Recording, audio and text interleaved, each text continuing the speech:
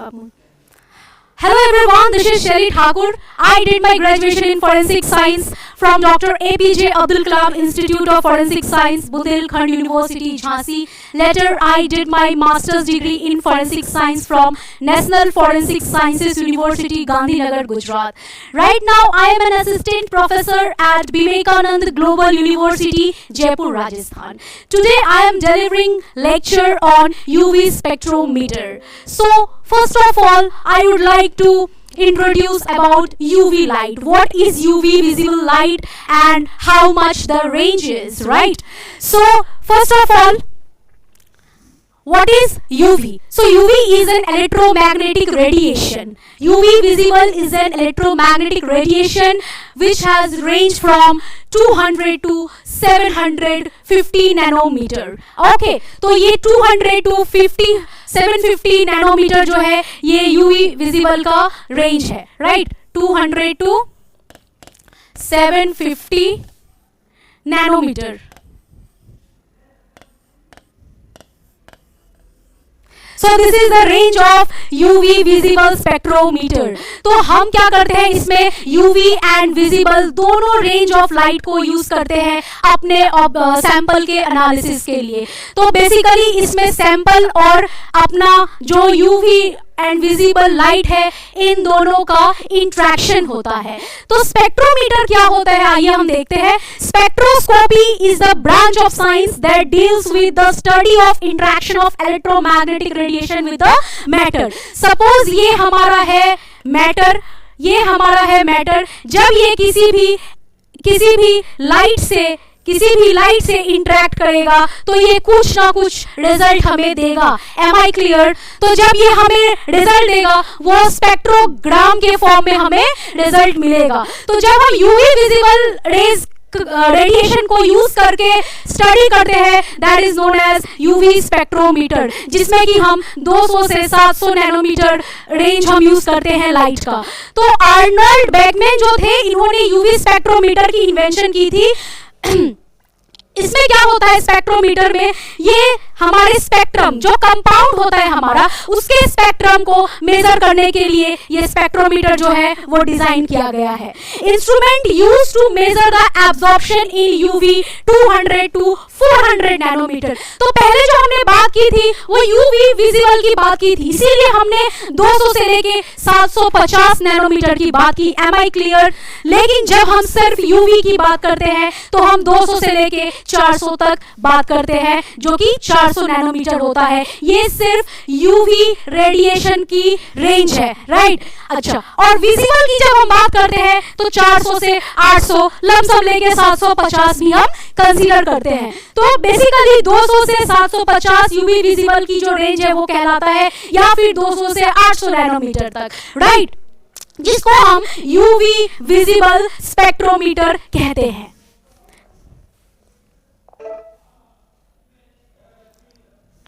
अब क्या कहता है, a spectrometer records the degree of absorption by a sample at different wavelength and resulting a plot of absorption versus wavelength, that is known as spectrum. तो हमने बात कर ली जब यूवी विजिबल लाइट अपने सैंपल से इंटरेक्ट करता है. तो आइए थोड़ा सा और फोकस करते हैं इस पॉइंट पे. तो बेसिकली स्पेक्ट्रोमीटर में क्या होता है, सपोज ये हमारा लाइट सोर्स है, ये हमारा लाइट सोर्स है. सपोज ये हमारा लाइट सोर्स है, यहाँ से क्या होता है लाइट एमिट होती है, ठीक है? यहाँ से क्या हो रहा है लाइट सोर्स से हमारा लाइट जो है वो एमिट हो रहा है. और सपोज ये हमारा सैंपल है, ये हमारा क्या है सैंपल है. और जब ये सैंपल जब ये लाइट हमारे सैंपल से इंटरेक्ट करता है तो सैंपल के बीच ऑब्वियसली कुछ हलचल होता है, ठीक है? सैंपल में प्रेजेंट एटम्स अपने ग्राउंड स्टेट से लेके अपने एक्साइटेड स्टेट में मूव करते हैं. कैसे मूव करते हैं? सपोज ये हमारा ग्राउंड स्टेट है, यहाँ से हमारा सैंपल जब किसी लाइट को एब्जॉर्ब करता है, जब हमारा सैंपल किसी लाइट को एब्जॉर्ब करता है तो वो ग्राउंड स्टेट से जो एक्साइटेड स्टेट है वहां मूव करता है. तो सपोज यहाँ से लाइट आया, हमारे सैंपल में फॉल हुआ, हमारे सैंपल ने उस लाइट को एब्जॉर्ब किया और जैसे ही एब्जॉर्ब किया हमारा सैंपल एक्साइटेड हो गया और जैसे ही एक्साइटमेंट बढ़ी हमारे सैंपल की वो अपने ग्राउंड स्टेट से छोड़ के एक्साइटेड स्टेट में मूव करेगा। ये ग्राउंड स्टेट था, यहाँ पे लाइट आया, फिर हमारा सैंपल एक्साइटेड स्टेट में मूव करेगा, राइट। तो जब एक्साइटेड स्टेट में मूव करेगा, that excited state is transient in nature, that is temporary in nature. जब ये टेम्पररी है तो जाहिर सी बात है कि ये अपने ओरिजिनल स्टेट पे वापस आएगा। तो जब ओरिजिनल स्टेट पे हमारा सैंपल वापस आता है तो कुछ लाइट जो है, कुछ एनर्जी जो है वो hν के फॉर्म में एमिट होता है, जिसको हम प्लैंक कांस्टेंट भी कहते हैं। I hope I am clear to all of you. तो क्या होता है कि hν के फॉर्म में एमिट होता है लाइट, और कुछ एनर्जी जो है हमारा, जब हमारा सैंपल ग्राउंड स्टेट पे आता है तो कुछ एनर्जी हमारा एमिट होता है, जिसको हम क्या कहते हैं, जिसको हम कहते हैं एमिशन, ठीक है। तो जो हमारा स्पेक्ट्रोमीटर है, जो हमारा स्पेक्ट्रोमीटर है उसमें भाई एब्जॉर्प्शन और एमिशन दो फेनोमिनन होता है। इसी के बेसिस पे लैम्बर्ट एंड बियर्स ने अपनी अपनी लॉ दिया था इस स्पेक्ट्रोमीटर पे, ठीक है। तो क्या होता है, जब हमारा सपोज सैंपल लाइट से इंटरेक्ट हो रहा है, हमारा सैंपल लाइट से इंटरेक्ट हो रहा है, तो वो ग्राउंड स्टेट से क्या होता है, एक्साइटेड स्टेट में जाता है। एक्साइटेड स्टेट क्या होता है, ट्रांजिएंट इन नेचर होता है, टेम्पररी होता है बेसिकली हमारा। ये ग्राउंड स्टेट है, सपोज ये ग्राउंड स्टेट है, ये ग्राउंड स्टेट है, और ये हमारा टेम्पररी एक्साइटेड स्टेट है, एक्साइटेड EXCITED एक्साइटेड स्टेट है, राइट। ये हमारा क्या है, एक्साइटेड स्टेट है। तो जब हमारा एटम एक्साइटेड स्टेट में है तो वो हमेशा एक्साइटेड स्टेट में नहीं रहता, वो अपने ओरिजिनल स्टेट में वापस आता है। तो उस टाइम वो कुछ एनर्जी एमिट करेगा वापस आते टाइम, और ये एनर्जी hν होगी, ठीक है। जब ये एनर्जी hν होगी तो यहाँ पे कुछ ट्रांसमिशन हो रहा है। तो बेसिकली एब्जॉर्प्शन और ट्रांसमिशन फेनोमिनन होता है हमारे इसमें, और हमारा जो यूवी स्पेक्ट्रोमीटर है वो एब्जॉर्प्शन है, एब्जॉर्प्शन स्पेक्ट्रोमीटर कहलाता है, बिकॉज इसमें लाइट की एब्जॉर्प्शन होती है, राइट। तो जब हमारा सैंपल अपने नॉर्मल स्टेट में आता है तो कुछ एनर्जी जो है वो एमिट करता है, ठीक है, और उसी एमिशन की हम, एमिटेड एनर्जी की हम स्टडी करते हैं। Am I clear? अभी आते हैं हम लैम्बर्ट्स और बियर्स लॉ पे, जो कि कहता है लैम्बर्ट और बियर्स लॉ। क्या कहता है लैम्बर्ट और बियर्स लॉ?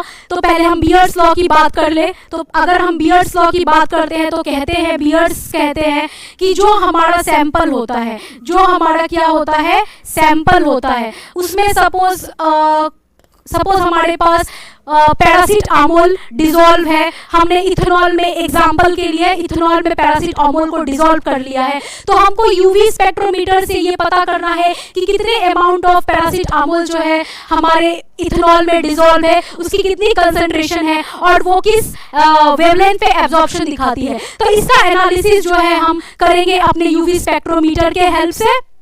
अब जब हम यूवी स्पेक्ट्रोमीटर के हेल्प से कर रहे हैं उसकी एनालिसिस, तो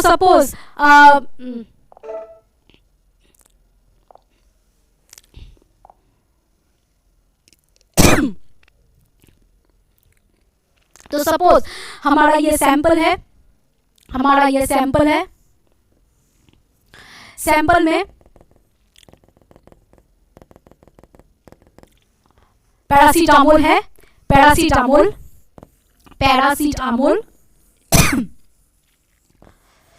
प्लस इथेनॉल। तो सपोज हमको पता करना है कि पैरासीटामोल की क्या कॉन्सेंट्रेशन है, पैरासीटामोल की क्या कंसंट्रेशन है, ये हमें पता करना है। इसके लिए हम क्या करेंगे, कंसंट्रेशन फाइंड आउट करेंगे। कैसे करेंगे? तो बियर्स लॉ कहता है कि जो अगर सपोज लाइट सोर्स से, ये हमारा लाइट सोर्स है, तो बियर्स लॉ क्या कहता है,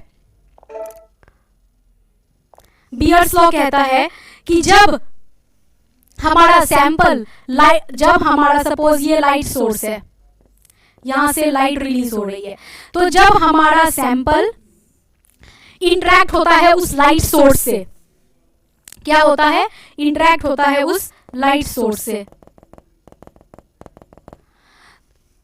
तो जो लाइट की एब्जॉर्प्शन होगी वो बहुत अधिक होगी, बहुत ज्यादा होगी, जितना कंसंट्रेशन हमारे सैंपल में प्रेजेंट होगा। तो absorption is directly proportional to concentration of the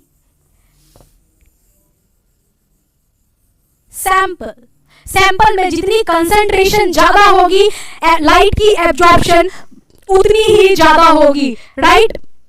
जितना ज्यादा कंसंट्रेशन होगा पैरासीटामोल का लाइट उतना ही ज्यादा एब्जॉर्ब होगा।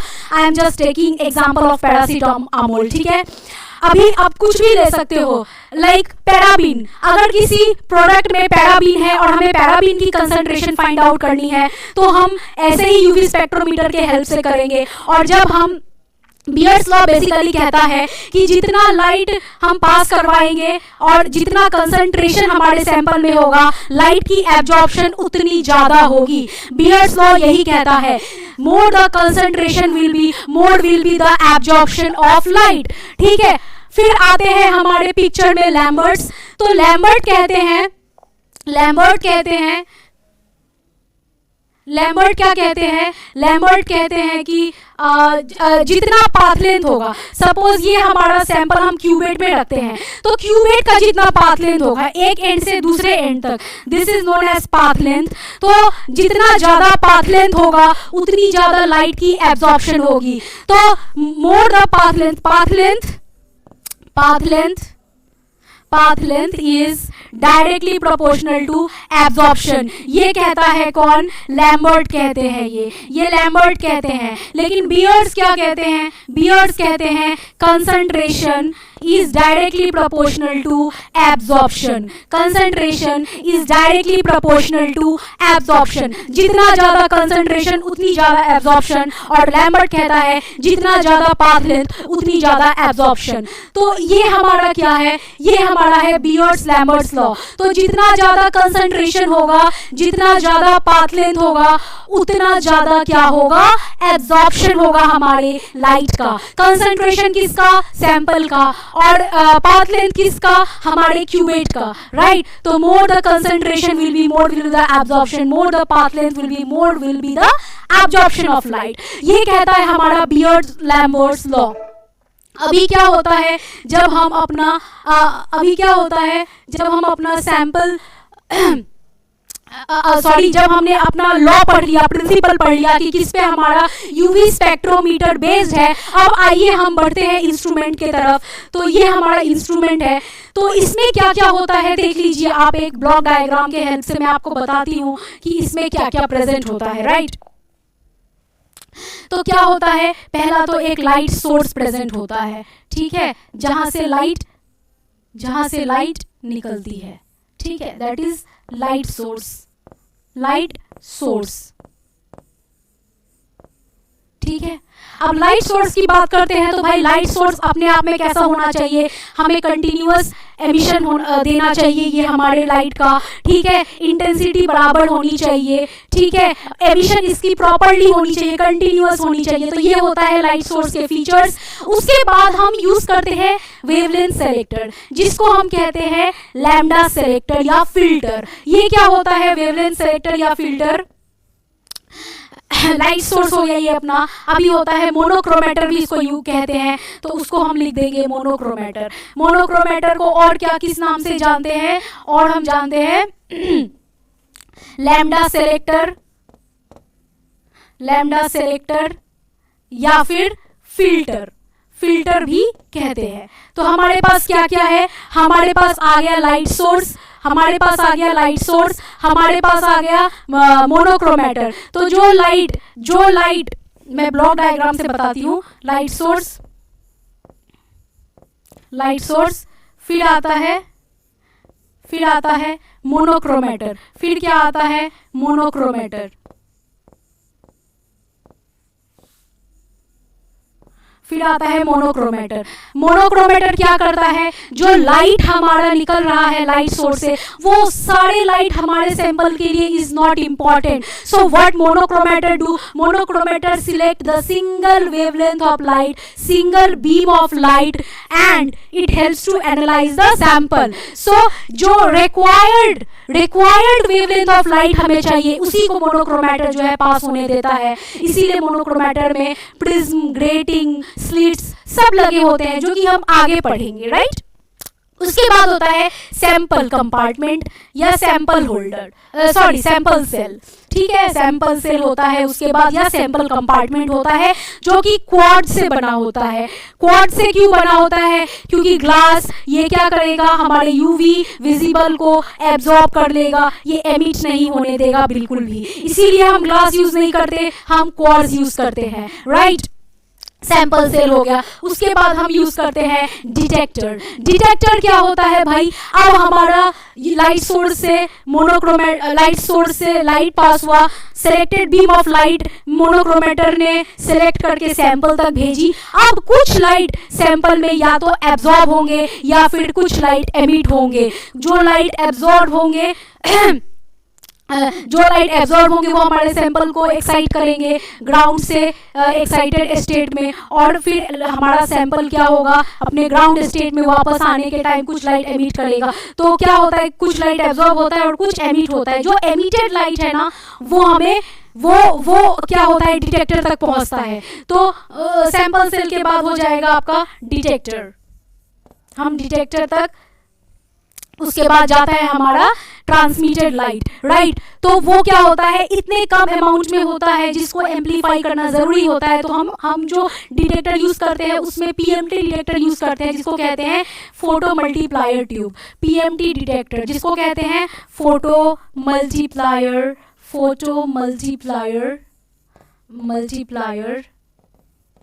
ट्यूब। तो फोटो मल्टीप्लायर ट्यूब हम आगे पढ़ेंगे क्या होता है। और एक यूज करते हैं एक और डिटेक्टर, वो है फोटोवोल्टिक सेल। ये हम एक डिटेक्टर एक ही समय पे यूज करते हैं, ठीक है। या तो फोटो मल्टीप्लायर ट्यूब यूज करेंगे या फिर फोटोवोल्टिक सेल यूज करेंगे, या फिर क्या यूज करेंगे, फोटोवोल्टिक सेल। उसके बाद क्या आता है, रिकॉर्डर। तो हमें एक आउटपुट देने के लिए, ग्राफ देने के लिए, रिजल्ट देने के लिए रिकॉर्डर होता है, जो कि बेसिकली कंप्यूटर होता है। तो एक कंप्यूटर भी अटैच होता है इस तरह से, और उसको हम कहते हैं रिकॉर्डर, जहाँ पे हमको ग्राफ मिलता है, जहाँ पे हमें क्या मिलता है, ग्राफ मिलता है। तो हमने क्या क्या किया, लाइट सोर्स की बात कर ली। लाइट सोर्स की बात करने के बाद हमने वेवलेंथ सेलेक्टर या डिस्पर्सिंग डिवाइस की बात की। मैं बताऊंगी इसमें क्यों डिस्पर्सिंग डिवाइस को कहते हैं, और फिर हमने सैंपल कंपार्टमेंट की बात की, फिर हमने डिटेक्टर और रिकॉर्डर की बात करी, ठीक है। उसके बाद हम बात करते हैं, आइए ये एक डायग्राम है जिसकी हेल्प से हम समझते हैं कि किस तरह से जो है मतलब वर्किंग मैकेनिज्म है। तो पहला क्या है, ये लाइट सोर्स है, देख सकते हैं आप, यहाँ से लाइट जा रहा है। अच्छा, यहाँ से लेके लाइट सोर्स, यहाँ से लेके यहाँ तक को कहते हैं हम मोनोक्रोमेटर। क्या कहते हैं, अब मैंने पहले भी बताया जैसे monochromator. So what monochromator do basically monochromator allow to pass selected wavelength of light, okay, selected wavelength of light towards sample. So what monochromator consists of entrance slits, prism, and then at last exit slit, right? So from light source, the light is passing and going towards monochromator, and then it enters to entrance slit. Once it enters to entrance slit, the selected beam of light get entered via entrance slit, and when it comes in contact with prism, what is the function of prism? To disperse the light. That's why it is also known as wavelength selector or dispersing device, right? So as monochromator consisting of prism, so what it do, when light source get passed from entrance slit, it moves towards dispersion device or prism. So basically what it do, it disperse the light in 7 different constituents of colors, right? So once it get dispersed, it again goes towards exit slits, and that exit slit allow to pass again the selected wavelength of light towards what? Towards sample cell. And what sample cell made up of? Sample cell is made up of quartz, right? Then once it get interacted with quartz sample cell, some light will get absorbed, some light will get transmitted. Once the light get transmitted, it reaches towards detector, and when it comes in contact with detector, it plots graph, it gives graph which is known as spectrum. I hope I am clear to all of you, right? So one more thing I need to say, थोड़ा सा careful handling होता है इसमें sample का। तो जो आप sample cell को पकड़ते हो तो क्यूबेट कुछ ऐसे स्ट्रक्चर का होता है, क्यूबेट कुछ ऐसे स्ट्रक्चर का होता है। आप देख सकते हैं यहाँ पे जो क्यूबेट बना है, तो ये क्या होता है, एक सरफेस जो होता है थोड़ा सा रफ होता है, थोड़ा सा क्या होता है, रफ होता है। तो हम इसको लिख लेंगे रफ सरफेस, रफ सरफेस। और जो आजू बाजू मतलब लाइक देखो ये तो 3D इमेज में नहीं दिखा पा रही हूँ, 2D इमेज दिखा रही हूँ। तो ये आप देख सकते हो, ये वाला पार्ट इज इसके, ये वाला और इसके पीछे वाला पार्ट इज रफ, और ये वाला और इसके पीछे वाला इज सॉफ्ट मतलब प्लेन पार्ट, ठीक है। तो हम हमेशा क्यूबेट को रफ पार्ट से होल्ड करेंगे ताकि हमारे फिंगरप्रिंट इस क्यूबेट के प्लेन पार्ट पे ना आए, और प्लेन पार्ट को अच्छे से मिथेनॉल से वाइप कर देंगे, और तब जाके हम सैंपल होल्डर सेल में उसको डालेंगे। अदरवाइज अगर फिंगरप्रिंट इस प्लेनर रीजन पे होगा तो हमें रिजल्ट अच्छा नहीं मिलेगा, ठीक है। तो आप लाइट सोर्स के बारे में आपने जान ली, आपने मोनोक्रोमेटर के बारे में जान लिया, आपने सैंपल सेल के बारे में जान लिया। अभी आते हैं डिटेक्टर पे। अभी डिटेक्टर पे क्या होगा, डिटेक्ट होगा, क्या होगा, लाइट डिटेक्ट होगा। उसके बाद क्या होता है, हमारा कंप्यूटर या रीड आउट डिवाइस, ठीक है। क्या होता है हमारा कंप्यूटर या रीड आउट डिवाइस, ठीक है। कंप्यूटर और रीड आउट डिवाइस होता है, ठीक है, जो हमें ग्राफ प्लॉट करता है, ठीक है। हम वन बाय वन सब पढ़ेंगे इन डिटेल। तो देखिए रिक्वायरमेंट क्या क्या है लाइट सोर्स की। तो हमारा लाइट सोर्स कैसा होना चाहिए, एक तो हमारा लाइट सोर्स होना चाहिए stable, it should be stable, it should provide continuous radiation. मैंने पहले ही बताया था स्टेबल होना चाहिए light source, continuous radiation provide करना चाहिए, और सफिशिएंट इंटेंसिटी की बात हमने की थी, तो सफिशिएंट इंटेंसिटी भी होना चाहिए for the transmitted energy to detected at the end of the optical path, ताकि हमको प्रॉपर ग्राफ या प्रॉपर रिजल्ट मिल पाए। I hope I am clear.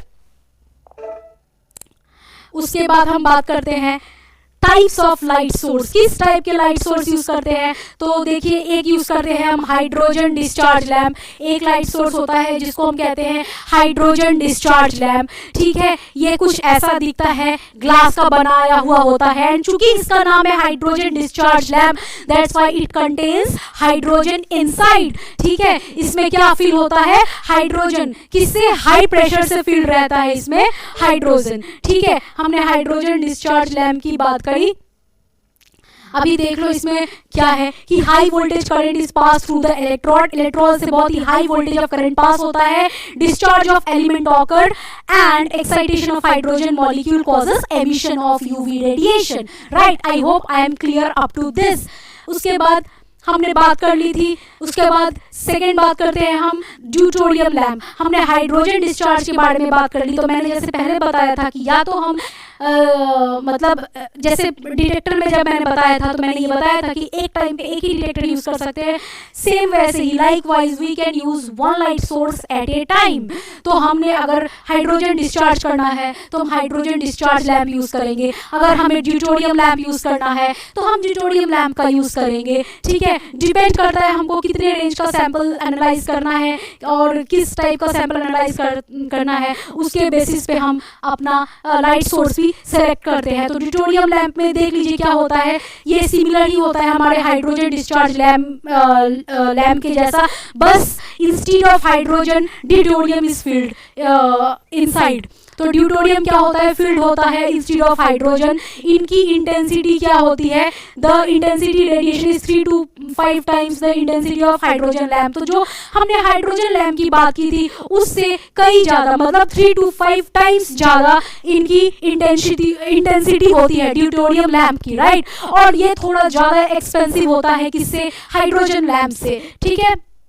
उसके बाद हम बात करते हैं कैसे ये दिखता है। तो देख लीजिए थोड़ा सा ब्लड इमेज है, तो ड्यूटोरियम लैम्प भी कुछ ऐसा ही दिखता है और इसके अंदर ड्यूटोरियम भरा होता है हाई प्रेशर से, जो कि 3 to 5 टाइम्स ज़्यादा होता है हमारे किससे, हाइड्रोजन डिस्चार्ज लैम्प से, राइट। अब मैंने उसकी बात कर ली, अभी टंगस्टन लैम्प की बात करते हैं। तो टंगस्टन लैम्प क्या होता है, similar to functioning to an electric bulb. आपने देखा होगा घरों में जो इलेक्ट्रिक बल्ब होता है उसके बिल्कुल सिमिलर होता है, कौन, टंगस्टन लैम्प। और ये क्या करता है, it provide radiation in the wavelength 320 से 225 नैनोमीटर तक, सॉरी 2500 नैनोमीटर तक, ठीक है।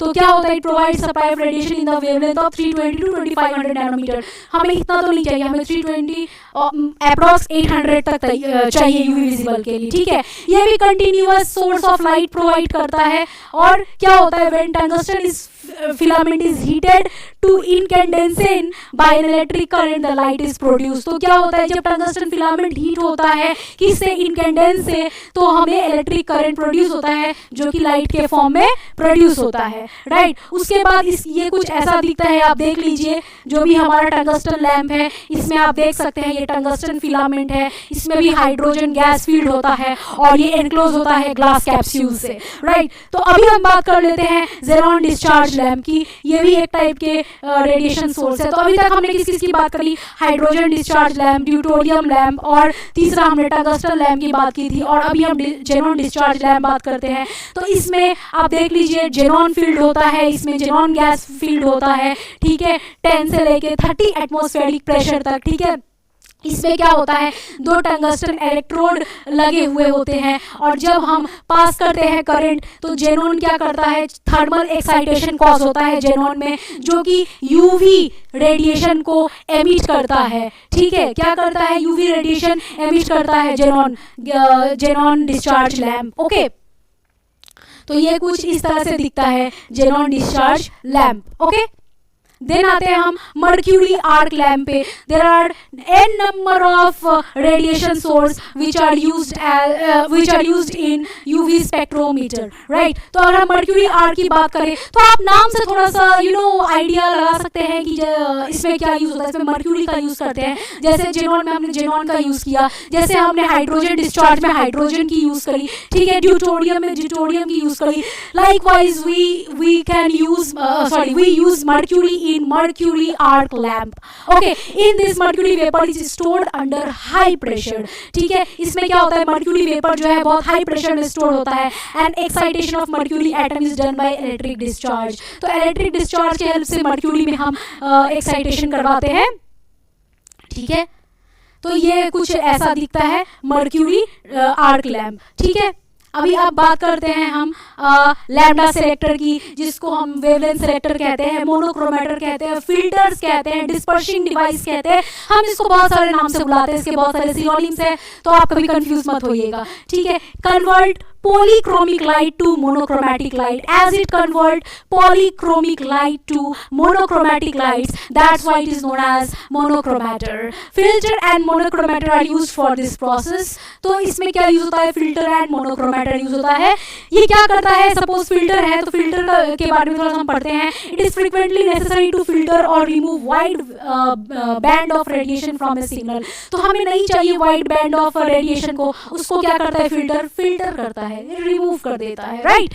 And filter isolate wider wavelength than monochromator. तो फिल्टर क्या करता है, वाइडर वेवलेंथ को आइसोलेट कर देता है। तो बेसिकली ये 2 तरह का होता है, एब्जॉर्प्शन फिल्टर और इंटरफेरेंस फिल्टर, ठीक है। तो ये कुछ इस तरह से दिखता है, आप देख लीजिए,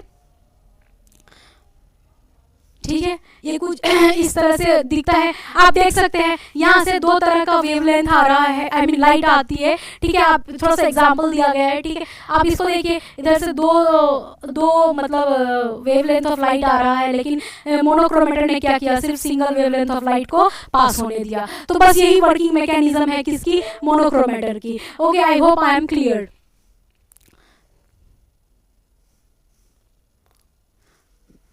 मोनोक्रोमेटर्स थोड़ा सा पढ़ लेते हैं।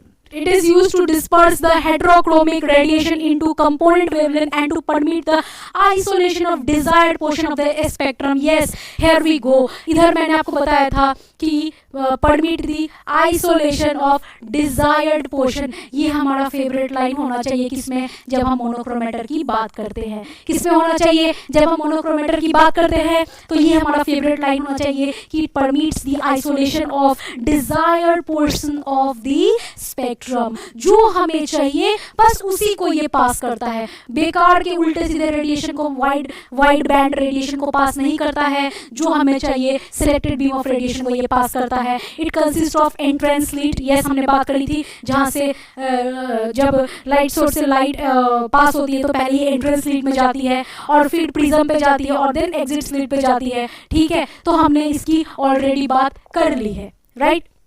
तो हमने मोनोक्रोमेटर पढ़ लिया। अभी थोड़ा सा प्रिज्म देख लेते हैं, किसका बना होता है prism, made up of glass, quartz और फ्यूज्ड सिलिका।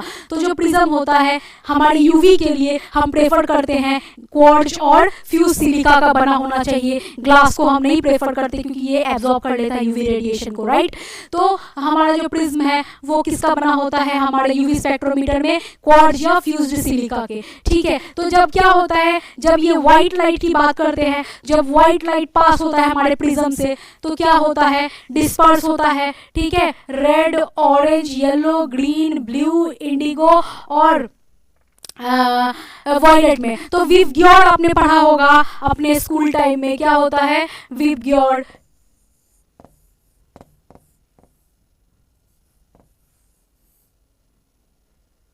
ठीक है, तो विबग्योर क्या होता है, विबग्योर होता है violet, indigo, blue, green, yellow, orange, छूट गया ऑरेंज। तो विबग्योर जो होता है वो मतलब प्रोड्यूस होता है जब भी कोई सिंपल व्हाइट लाइट हमारे प्रिज्म से इंटरेक्ट करती है तो 7 लाइट्स में वो मतलब क्या हो जाता है, डिस्पर्स हो जाते हैं। ठीक है, तो हमको सारे रेंज की जरूरत नहीं है, हमें तो भाई यूवी रेंज की लाइट की जरूरत है। तो फिर यहाँ क्या लगा होता है, एक एग्जिट स्लिट लगा होता है। एक एग्जिट स्लिट एक लाइट को बस पास करती है। तो ये होता है मोनोक्रोमेटर का फंक्शन और ऐसा होता है प्रिज्म का फंक्शन। जब व्हाइट लाइट इस पे फॉल होती है तो 7 कंस्टिट्यूएंट कलर्स में क्या करती है, ये ब्रेक करती है। I hope I am clear up to this.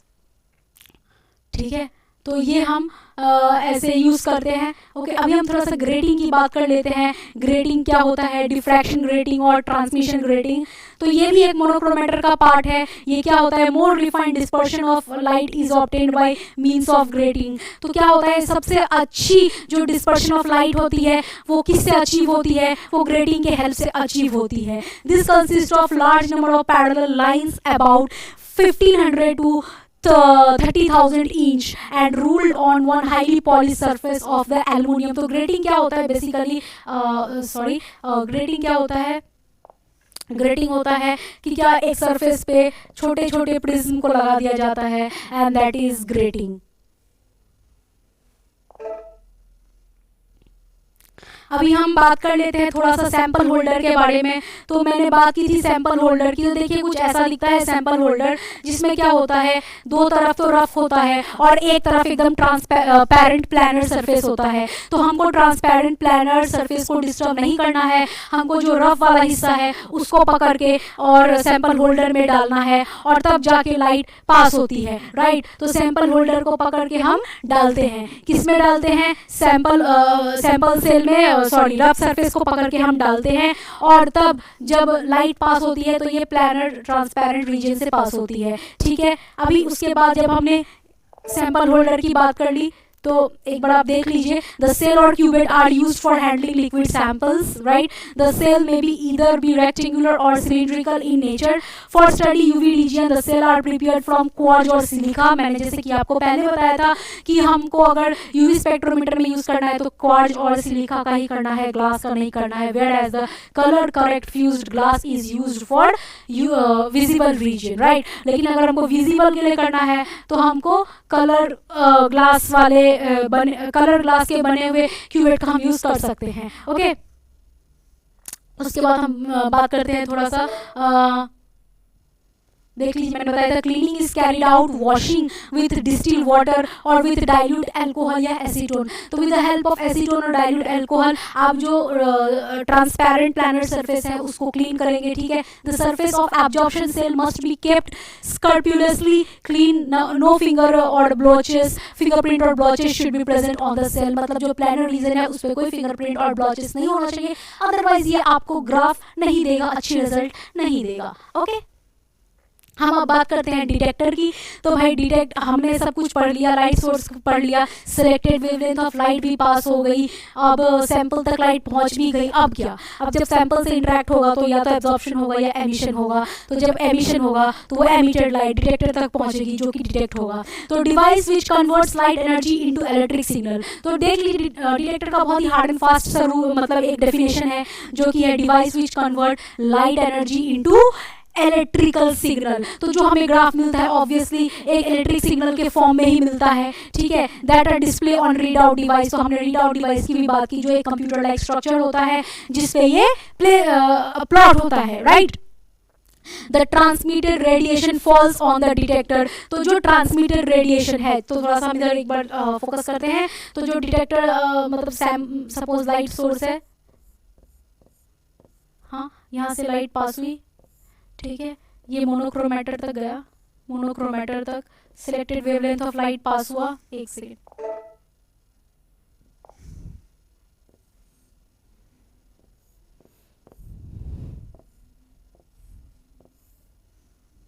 Selected wavelength of light जब पास होती है तो ये सैंपल सेल तक गया।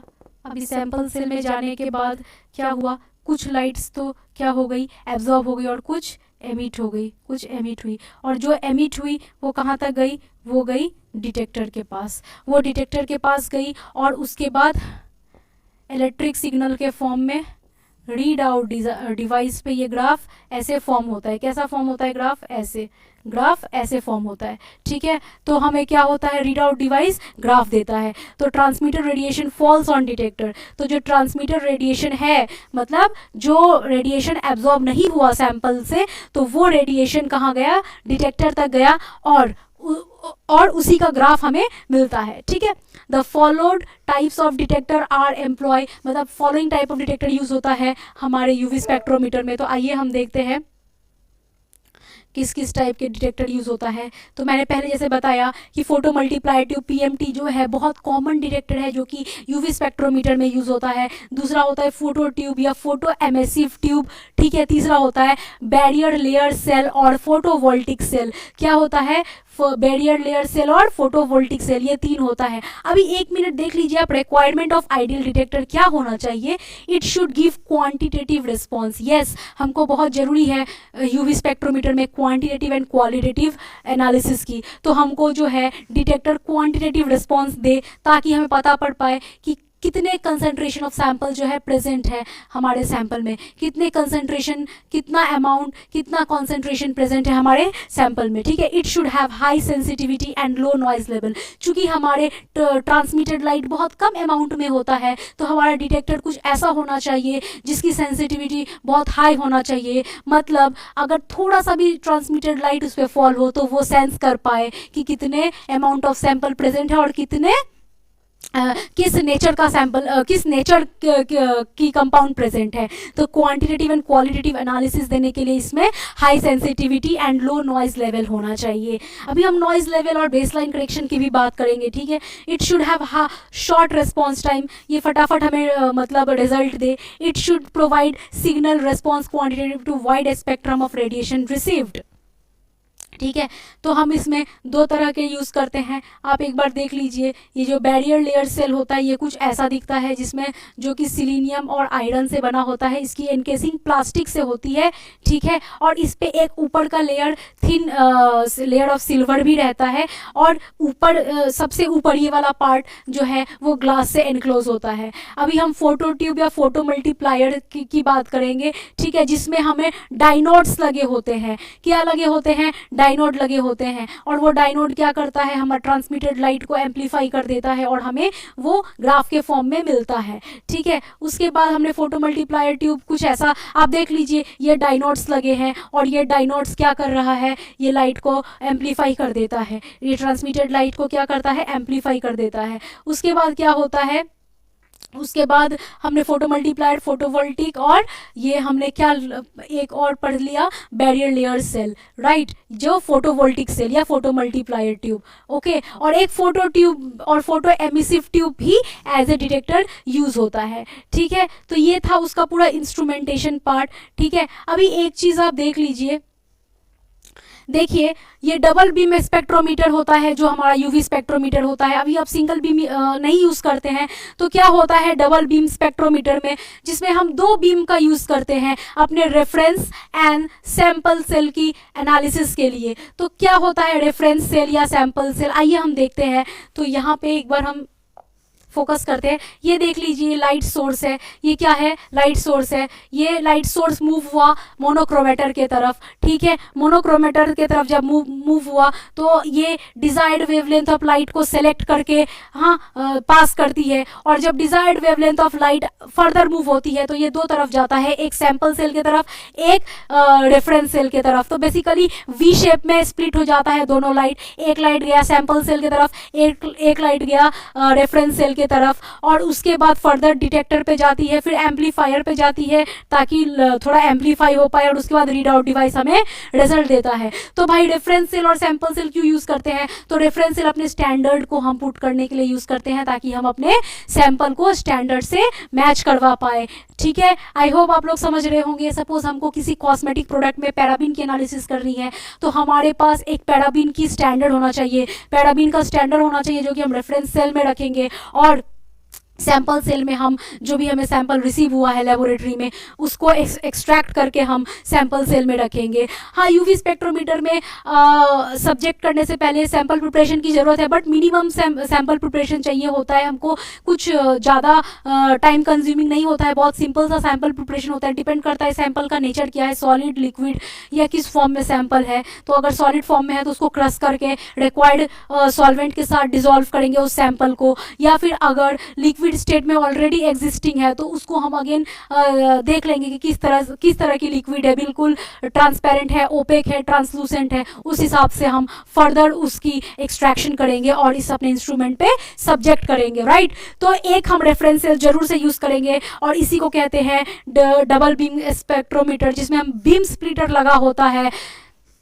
इसमें क्या होता है, इसमें एक बीम स्प्लिटर लगा होता है जो कि एक लाइट को रेफरेंस सेल तक भेजता है, दूसरे लाइट को सैंपल सेल तक भेजता है, और उसके बाद हमारी फर्दर एनालिसिस होती है। तो ये थी डबल बीम स्पेक्ट्रोस्कोपी।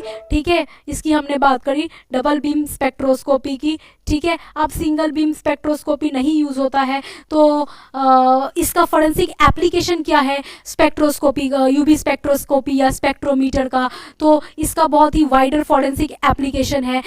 इसमें हम क्या करते हैं, सपोज किसी ड्रग का कंसंट्रेशन फाइंड करना है, कितने अमाउंट में, सपोज मेरे पास, अगेन मैंने पैराबीन का एग्जांपल लिया, अगर आपके पास कोई कॉस्मेटिक प्रोडक्ट आता है जिसमें ये बताया जाता है कि लाइक इसमें पैराबीन है। आजकल कंपनीज बहुत एडवर्टाइज करती है कि पैराबीन फ्री प्रोडक्ट्स वो बेच रहे हैं, पर सपोज किसी कंपनी पे क्लेम हो गया कि वो पैराबीन कंटेनिंग प्रोडक्ट बेच रहा है, और वो सैंपल हमारे फॉरेंसिक लेबोरेटरी में आता है चेक होने के लिए, तो हम क्या करेंगे, उस सैंपल की एनालिसिस करेंगे कि इसमें कितने अमाउंट ऑफ, कितने कंसंट्रेशन में पैराबीन प्रेजेंट है। ठीक है, तो बहुत क्वांटिटेटिव एंड क्वालिटेटिव एनालिसिस हमें यूवी स्पेक्ट्रोमीटर देता है। क्वांटिटेटिव एनालिसिस मतलब how much concentration of that compound is present inside the sample, that is quantitative, and what is qualitative, what kind of compound is present is qualitative, right. तो qualitative and quantitative, these are two very much important thing in UV spectrometer, so we get quantitative and qualitative result here. तो क्या होता है इसमें, basically इसमें हम quantitative and qualitative analysis किसी भी सैंपल का कर सकते हैं, कितने अमाउंट, कितने कंसंट्रेशन में पैराबीन प्रेजेंट है हमारे सैंपल में, ये कर सकते हैं, और इसमें पैराबीन है भी या नहीं, दैट इज क्वालिटेटिव। ठीक है, सपोज अगर हमारे पास एक ट्रांसपेरेंट लिक्विड आता है, अब इसमें बताना ही कि क्या है। ठीक है, तो पहली बात तो जो है उसकी कितनी कंसंट्रेशन है और वो क्या है, like suppose paracetamol 2 ppm concentration है इसकी, या डाइक्लोरोवर्स सपोज, तो डाइक्लोरोवर्स भाई प्रेजेंट है इस लिक्विड में, तो कितना प्रेजेंट है,